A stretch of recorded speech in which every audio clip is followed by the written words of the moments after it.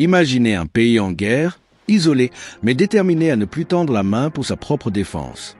Imaginez une terre de braves où un rêve longtemps jugé impossible prend forme.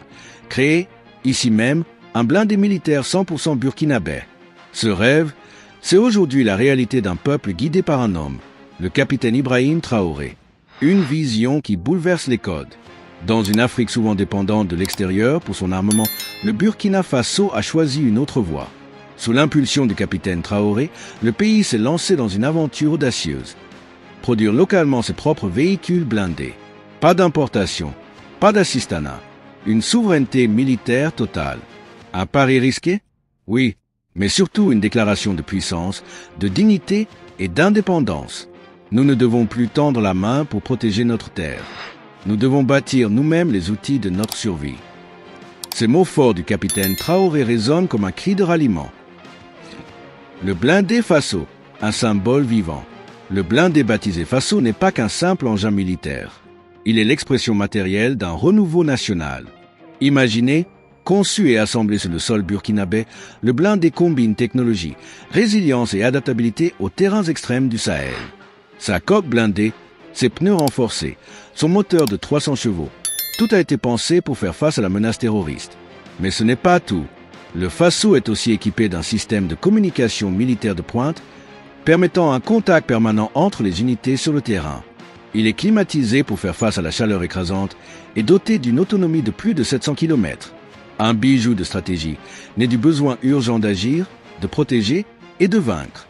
Et désormais, des améliorations sont en cours. Caméras thermiques pour la vision nocturne, tourelles télécommandées pour une meilleure protection des soldats, boucliers rétractables et capsules d'évacuation d'urgence pour les blessés.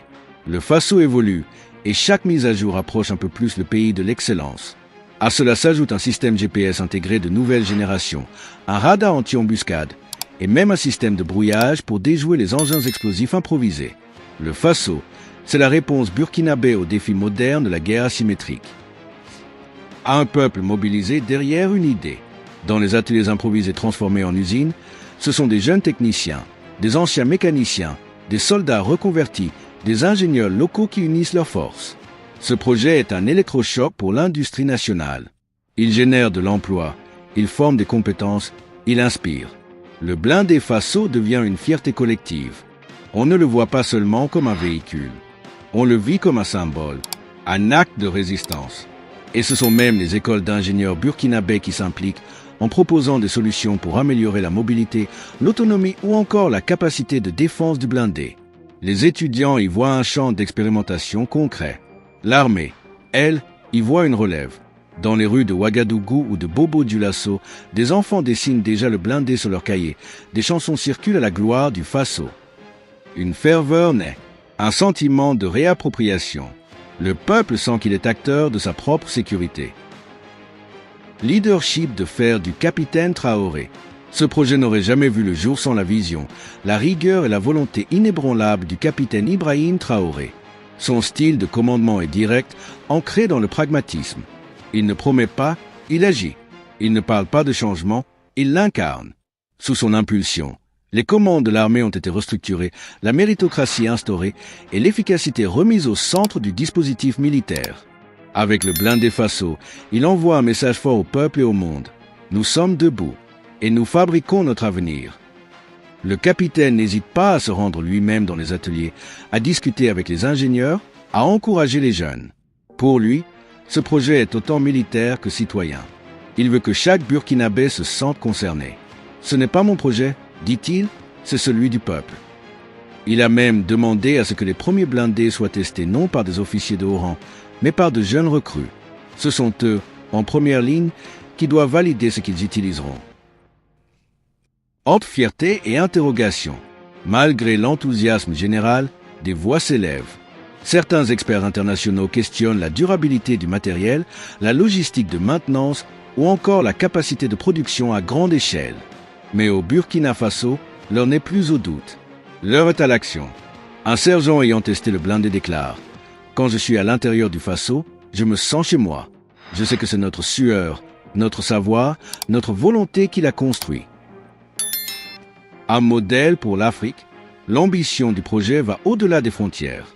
Le Burkina Faso entend prouver qu'une Afrique autonome et innovante est possible, que le Made in Africa peut rimer avec excellence. Déjà, certains pays voisins observent de près ce modèle. Des coopérations militaires locales se dessinent. Les discussions avec des États sahéliens comme le Mali ou le Niger laissent entrevoir la possibilité d'un partenariat régional autour de la défense locale. Le Faso pourrait devenir un standard ou même un produit d'exportation. Un avenir à défendre. Le blindé Faso n'est qu'un début. Le capitaine Traoré l'a affirmé, d'autres projets sont en cours. Des drones, des systèmes de surveillance, des formations militaires avancées. L'objectif ? Bâtir une industrie militaire burkinabé performante, résiliente et exportable. Le chemin est long. Les obstacles sont réels. Mais la détermination d'un peuple et la vision d'un leader peuvent déplacer des montagnes. Dans les rangs de l'armée, une devise circule. Un Faso blindé pour un peuple libre. Et dans les marchés, les discussions vont bon train. Certains rêvent déjà d'une moto blindée burkinabé, d'un casque connecté Made in Faso, ou même d'une base de recherche militaire nationale. Le rêve est en marche, et il est devenu contagieux. Le blindé Faso n'est pas qu'une machine de guerre. C'est un cri de fierté, une réponse à l'oppression, une promesse pour demain.